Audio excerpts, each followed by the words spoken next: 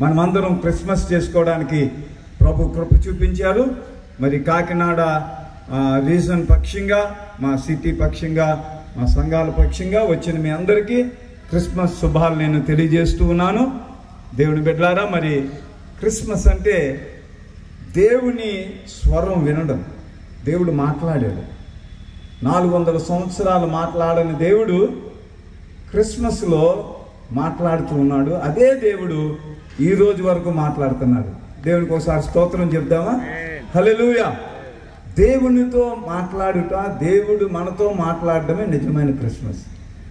ఈరోజు ఒకవేళ ప్రభు అలాంటి అనుభవం మీకు లేనట్లయితే, ఒకవేళ అలాంటి అనుభవం మీకు ఉన్నట్లయితే దాన్ని ఇంకా డెవలప్ చేసుకొని ఈ 2020 క్రిస్మస్లో దేవునికి దగ్గర అయిపోదాం.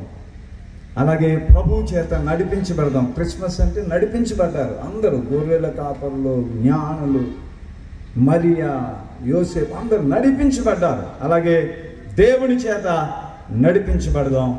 క్రిస్మస్ అంటే ఆరాధన, ఇచ్చుట. దేవునికి ఇద్దాం, మన జీవితాన్ని సమర్పించుకుందాం, దేవుని ఆరాధిద్దాం. ప్రభు ఈ మాటలు దీవించును గాక. ఆమేన్. Thank you.